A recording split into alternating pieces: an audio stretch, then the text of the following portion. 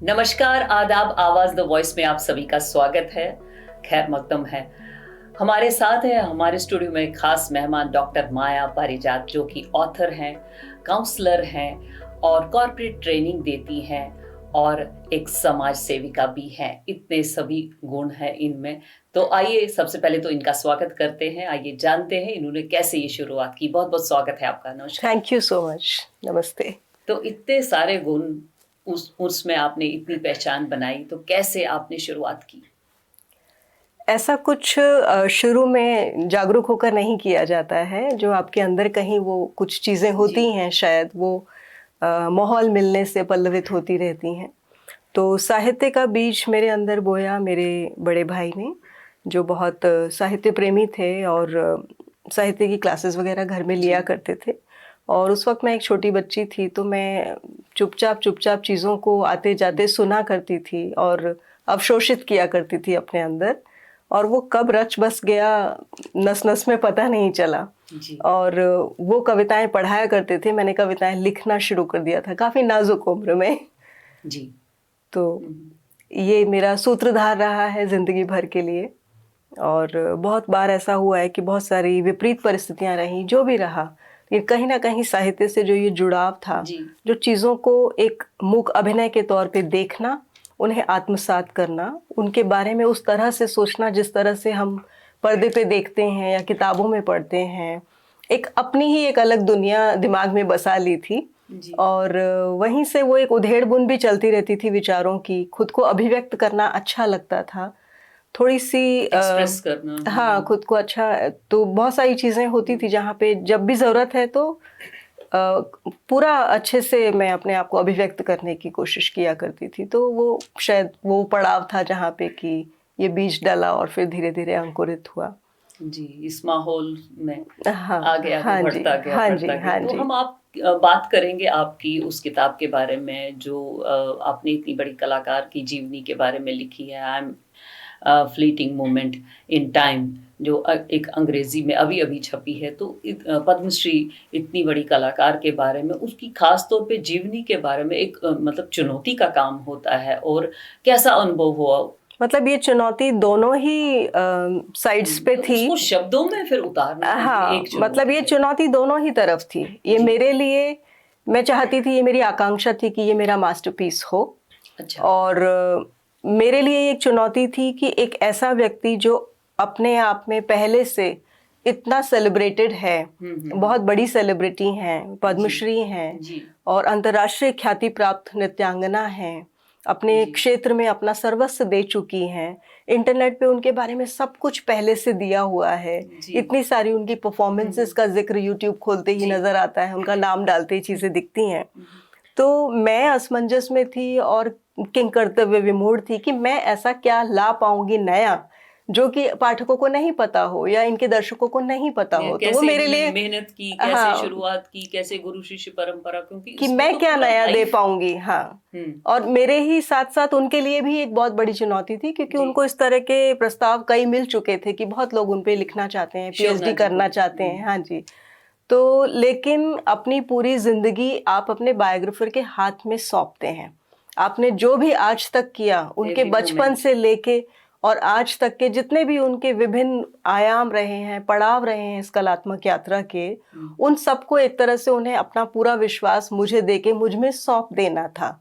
जी। तो उस मोमेंट को दोबारा दोबारा याद करना, दोबारा दोबारा उसको जीना एक तरह का। नहीं, कुल मिला के अगर मैं थोड़ी बहुत यहाँ वहाँ कोई गलती कर बैठूं तो वो सीधी सीधी उनकी प्रतिष्ठा के साथ जी। खिलवाड़ होगा। जी। जी। तो जिम्मेदारी काफी बड़ी थी और उनके पार्ट पे देखा जाए तो भरोसा बहुत ज्यादा था। बहुत ज्यादा। तो हम एक दूसरे को शुरू से काफी सालों से जानते थे जी। जी। और तब कहीं जाके ये थोड़ा सा एक जी। तालमेल डेवलप हुआ, समझ डेवलप हुई, अंतर्दृष्टि डेवलप हुई एक दूसरे की जिंदगी में, और लगा कि हाँ, हम ये कर सकते हैं। आपने वुमेन पे काफ़ी काम किया हुआ है, रचनाओं में भी वुमेन काफ़ी नज़र आती हैं, ख़ास तौर पे आपकी रचनाएँ जो हैं। तो इससे क्या आपकी जो पर्सनल लाइफ़ है, उससे आपको अनुभव मिला, इससे जुड़ा हुआ है? बिल्कुल स्पष्ट रूप से जो भी एज़ अ व्यक्ति, वुमन। जो भी लेखक होता है, कलाकार होता है, चाहे वो कोई लेखक हो, चाहे वो कोई चित्रकार हो, चाहे वो कोई मूर्तिकार हो, चाहे कोई भी जी। संगीतकार हो या जी। नृतक हो, सभी अपनी पर्सनल लाइफ से, अपने व्यक्तिगत जीवन से ही एक्सपेरिमेंट। अपना सारी कच्ची सामग्री उन्हें अपना पूरा रॉ मटेरियल लाइफ से ही मिलता जी है। जी जी। जो चीज़ें हम असल लाइफ में जीते हैं कहीं ना कहीं वो हमारे अंदर ठहर जाती हैं। कुछ भाव होते हैं जो अभिव्यक्त होते हैं, कुछ होते हैं जो अनभिव्यक्त रह जाते हैं। अंदर ही वो रह कहीं ना जाते कहीं हैं। हमारी कला के माध्यम से वो चीज़ें लेखनी सामने में, आती संगीत हैं। में, डांस हाँ, में। और यही वजह होती है कि जब आप उस चीज में इतना डूब के उसे लिखते हैं, एक ऑस्मोसिस होता रहता है, एक अवशोषण होता रहता है।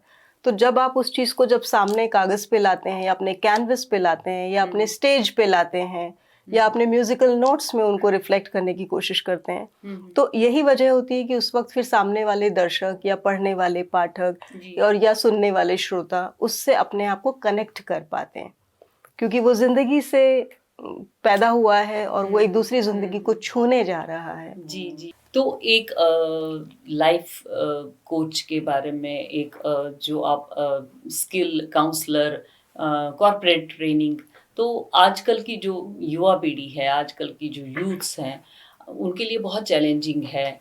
तो कैसे आप देखती हैं उनको, मतलब कैसे, मतलब टैकल, या कैसे आप कोचिंग देती हैं उनको, क्योंकि उनके लिए बहुत स्ट्रेसफुल लाइफ है, बिजी लाइफ है, तो कैसे करती हैं आप?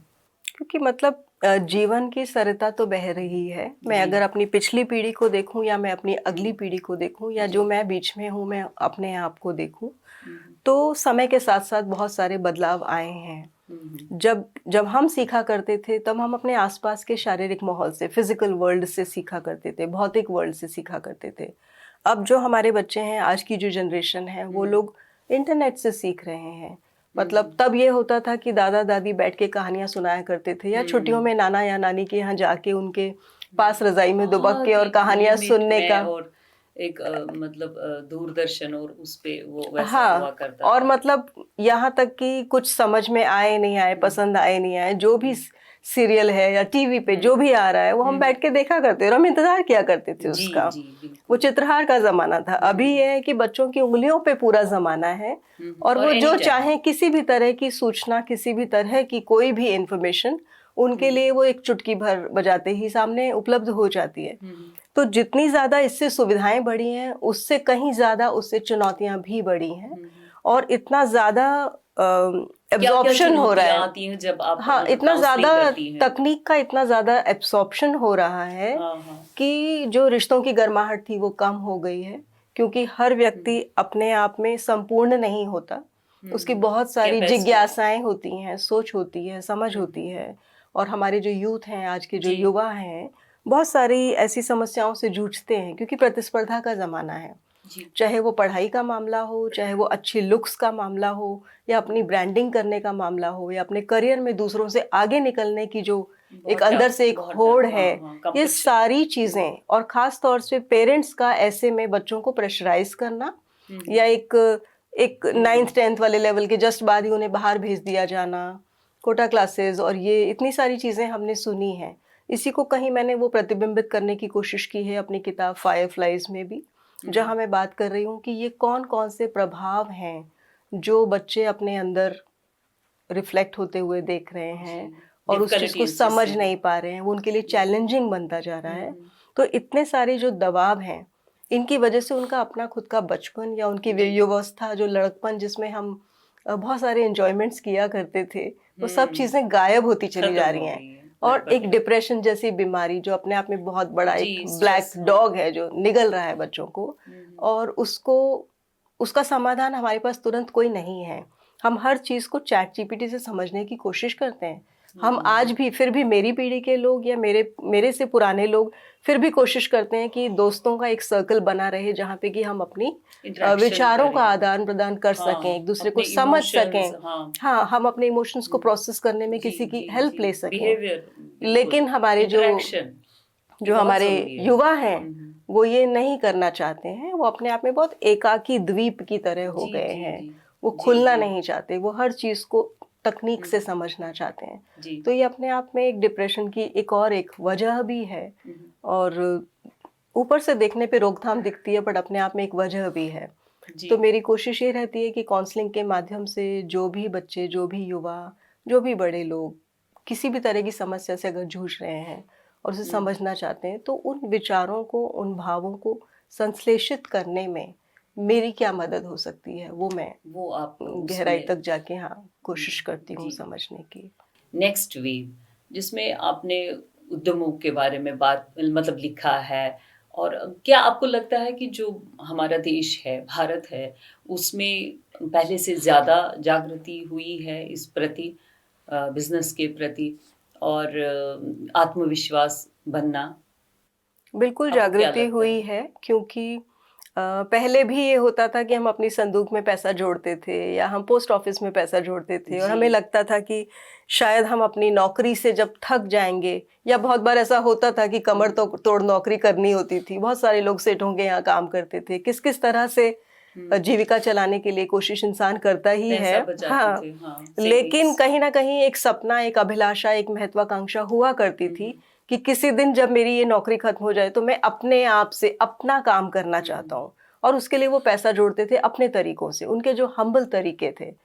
तो आज भी वही है, और आज पैशन और ज्यादा बढ़ गया है, क्योंकि हम देख रहे हैं कि आत्मविश्वास और हाँ, बढ़ा। आत्मविश्वास बढ़ गया है, क्योंकि परिवार से पूरा सहयोग मिलता है, ठीक है, जी, और सुविधाएं पहले से कहीं ज्यादा हैं, बहुत ज़्यादा है। जी, तकनीक जी, का एक्सपोजर पहले से कहीं ज्यादा है। जो जी। चीजें पहले समझ नहीं आती थी, अब आप तुरंत से उनको समझ सकते हैं। इंटरनेट पे हर बिल्कुल, चीज़ पे अवेलेबल हाँ, है। आप हर तरह से उन्हें समझ सकते हैं। किताबें हैं, किताबों के जरिए पूरी एक दुनिया आपके सामने खुलती है। हुँ। तो मैंने द नेक्स्ट वेव के लिए 10 हमने स्टार्टअप्स को इंटरव्यू किया था, right from the grass root to the corporate sector. कैसे वो आए और इस हमने फील्ड में? समझने की कोशिश की कि उनकी क्या चुनौतियां रही, क्या उनकी सीड मनी थी, कहाँ से उन्हें सहयोग मिला, क्या उन्हें कुछ बैंक्स का सहयोग मिला, क्या उन्हें कुछ ऐसे इंस्टीट्यूट्स का सहयोग मिला जिससे कि उनको अपनी ये महत्वाकांक्षा पूरी करने इंडिपेंडेंट। का मौका जी, मिला। जी, जी। तो हाँ, पहले से कहीं ज़्यादा मौके बढ़े हैं, अवसर बढ़े हैं, और लोगों की समझ बढ़ी है इस बारे में, और आत्मविश्वास भरपूर बढ़ा है। और यही वजह है कि बहुत सारे ऐसे भी युवा हैं, और प्रौढ़ भी, सिर्फ युवा ही नहीं, हमारे पास इतने ही उदाहरण ढेरों हैं कि जहाँ पे कि एक बड़ी उम्र में आके भी इंसान शुरू कर रहे शुरू हैं, कर रहे ए हैं। से लिखना शुरू कर रहे हैं, कहानी का पहला लफ्ज लिखने की कोशिश कर रहे हैं, क्योंकि मालूम है कि अगर वो उत्साह से और ऊर्जा से लबरेज आप हैं और आत्मविश्वास आप में है, तो कोई उम्र की कोई दरकार उम्र नहीं है की कि कोई क्या दरकार नहीं नहीं। किया जा सकता। जी, अगर तो आपके अंदर उतना विश्वास है। बिल्कुल, तो आप बात करेंगे फिर से वही कि युवाओं को आजकल साहित्य में कितना मतलब रुचि लेते हैं वो साहित्य में? मेरा दृष्टिकोण इस बारे में आप क्या काफी देखती हैं? आशावादी है। हुँ। मैंने अपने आसपास ऐसे बहुत से युवा देखे हैं। मैं दिल्ली लिटरेचर फेस्टिवल में गई, मैं जिस भी फेस्टिवल में जाती हूँ, जितने भी बुक फेयर्स होते हैं, सबसे ज्यादा वहाँ युवाओं की ही भीड़ होती है। ओके। तो एक जो हम ये कहते हैं कि क्योंकि स्क्रीन रीडिंग शुरू हो गई है तो किताबों का चलन कम हो गया है, ऐसा ऐसा नहीं नहीं है। है। हाँ, मैं ऐसा क्योंकि अब नहीं अवेलेबल है मानती, ना वैसे। हाँ, ऐसा मैं नहीं मानती कि ऐसा हुआ है। कुछ प्रतिशत कम हुआ होगा पाठकों का, लेकिन उत्साह अभी भी है। जब भी मैं मेट्रो में सफर करती हूँ, या ट्रेन में होती हूँ, जी। या फ्लाइट में होती हूँ, मैं बहुत सारे ऐसे बच्चों को देखती हूँ, युवाओं को देखती हूँ, जो बैग में किताब, हाथ में किताब लेके ही चलते हैं, क्योंकि उनका कोई सफर अधूरा अधूरा है अगर वो साथ में उनके एक किताब नहीं है तो। और ये खूबसूरत सोच पेरेंट्स होने के नाते अगर हम बच्चों को दे पाएं, तो ये अपने आप में बहुत बड़ी उपलब्धि होगी कि कभी ये संख्या कम हो भी ना। हो भी ना। और बच्चे आज भी साहित्य प्रेमी हैं। मैं वर्कशॉप्स वगैरह लेती हूँ राइटिंग की, तो जी। मैं देखती हूँ कि विचारों की कमी नहीं है, भावनाओं की कमी नहीं है, तो अभिव्यक्ति भी बहुत सुदृढ़ है। जी। सिर्फ उन्हें एक प्रोवोकेशन चाहिए होता है, प्रॉम्प्ट चाहिए होता है, कोई चाहिए होता है जो एक मार्गदर्शक बनकर उनका हाथ पकड़े एनकरेज करें। और जी, सही जी। दिशा में उनकी सोच को अभिव्यक्ति दे पाए। बिल्कुल सही कहा आपने। तो आज आप जो मतलब सॉफ्ट स्किल्स के ऊपर ट्रेनिंग देती हैं, कॉर्पोरेट ट्रेनिंग देती हैं, और इस तरह की डेवलपमेंट के लिए ट्रेनिंग देती हैं, और स्टोरी टेलिंग, ये अलग-अलग है, तो इसमें क्या भूमिका है? सारी ही चीजें जिनकी भी आपने बात की, जिनका भी आपने जिक्र किया, ये सब एक तरह से बहुआयामी एक प्रतिभा कहेंगे, या एक क्वालिटी कहेंगे, या आपकी अपनी एक विशेषता कहेंगे, कि अगर आपको संवाद में मजा आता है, आप भी एक तरह से संवाद ही करती हैं। जी। मैं अपनी राइटिंग के माध्यम से अपने रीडर से संवाद करती हूँ, या काउंसलिंग के माध्यम से अपने क्लाइंट से संवाद करती हूँ, या अगर मैं किसी एम्प्लॉय ट्रेनिंग में हूँ तो मैं वहाँ पे, या फिर मैं अगर गेस्ट स्पीकर के तौर पे अगर बच्चों को एड्रेस कर रही हूँ, तो it's all communication going on, right? The way you express yourself, the way it gets received by the receiver, the listener, the recipient, that is where the entire magic happens, you know. अच्छा। देखो, women of substance award जैसा सम्मान आपको मिला है, इस बारे में बताइए, तो आपको कैसा लगा? मैं कहूँगी कि अपनी कोई भी कामयाबी, कोई भी माइलस्टोन, क्या माने रखते हैं आप? कोई भी लैंडमार्क, राइट, जहाँ आप पहुँचते हैं अथक प्रयास के बाद, बहुत सारे सतत प्रयासों के बाद, और बहुत सारे सब्र और इम्तिहान के बाद, लेकिन फिर भी वो शहद पे मक्खी बन के बैठने का मैं सलाह नहीं दूंगी, क्योंकि मेरी फिर उड़ने की शक्ति जाती रहेगी।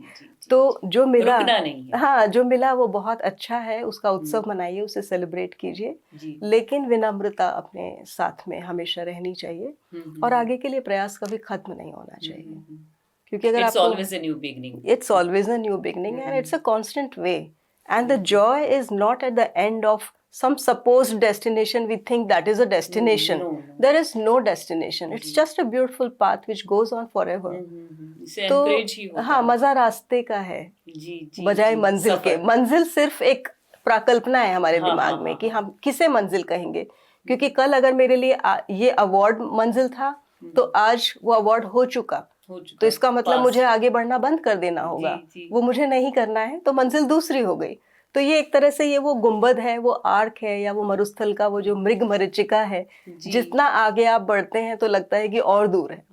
तो ये एक सुंदर कॉन्सेप्ट है। नई चीजें आती हैं साहित्य में, तो रुकना कहीं नहीं है। हाँ, शब्द ही आपको अपने आप ही ले जाते हैं। बिल्कुल। तो आपकी एक और जीवनी के बारे में बात करेंगे, जो जिसका नाम आप हमें बताएंगी, एक नया लम्हा, कुछ क्या नाम है ये उसका? जो हमने पद्मश्री शोभना नारायण जी की जो बायोग्राफी हमने जी। अंग्रेजी में अभी रिलीज की है, जिसका नाम है I am a fleeting moment in time, उसी का हिंदी रूपांतरण हम लेकर आ रहे हैं बहुत जल्द, जिसका नाम है मैं एक गुरेजा लम्हा हूँ। मैं एक गुरेजा लम्हा हूँ। जी। इसमें जो हमारे पाठकों को क्या मतलब मैसेज मिलने वाला है? मैं इसमें उनके जीवन के माध्यम से, उनकी कला यात्रा के माध्यम से, उनकी कलात्मक सोच के माध्यम से, उनकी जो भी क्रिएटिविटी है, आज तक की जो प्रोडक्टिविटी है, जो उनका डेडिकेशन है, जो साधना है, तपस्या है, उसके माध्यम से हम जीवन की क्षणभंगुरता, साथ ही जो हमारा इस कला, ये चाहे वो इस केस में वो नृत्य है, मेरे केस में वो लेखनी है, किसी और केस में वो चित्रकला हो सकती है, शिल्प कला हो सकती है, मूर्ति कला हो सकती है, तो ओवरऑल ये जो जितनी भी है, हाँ, ये अपने आप में पूरे भारत के जीवन दर्शन को समेटे हुए है। ये एक बहुत समावेशी प्रयास है हमारा। ये सिर्फ उनकी जिंदगी के पहलुओं को और उनकी जिंदगी के घटनाओं और दुर्घटनाओं का लेखा जोखा नहीं है। ये सिर्फ उसका दस्तावेज नहीं है। हम बात कर रहे हैं कि कलाकार मर सकता है, लेकिन कला हमेशा जिंदा रहती है। एक चित्रकार मर सकता है, लेकिन चित्र हमेशा बोलते रहते हैं। और हमारे हिंदुस्तान की ये धरोहर है, उसमें सारा कुछ है, रियाज है, सीखने को है, अनुभव है, हर तरह तरह की चीजें, वेरिएशंस हैं। और जितना आप उस चीज में डूबते चले जाते हैं, उतनी उसकी खूबसूरती बढ़ती जाती है। आप स्टेज पे आप देखेंगे, अगर दो कलाकार हैं और एक उनमें से अनाड़ी है, वो आपको 2 मिनट में पता चल जाएगा। हालांकि आप अपने आप में कलाकार नहीं हैं, लेकिन क्योंकि आपको देखने की समझ तो है, तो एक कर्कश महसूस करने, हाँ, अगर एक चल रहा है तक तक कर रहा है स्टेज पे, और वो कर्कश ध्वनि पैदा कर रहा है, और दूसरा चल रहा है वो मधुरता से चल रहा है, वो लग रहा है कि वो जैसे फूलों पे है, जबकि स्टेज दोनों की एक ही है। तो क्रिएटिविटी अलग अलग, डूबने की क्षमता अलग अलग है। जो जितना डूबा वो उतना पार, वही वाली बात। बहुत बहुत शुभकामनाएं आपको, और भी बहुत अच्छा लगा आपसे बात करते हुए। जिंदगी बहुत क्षणिक है, लम्हे बहुत क्षणिक हैं।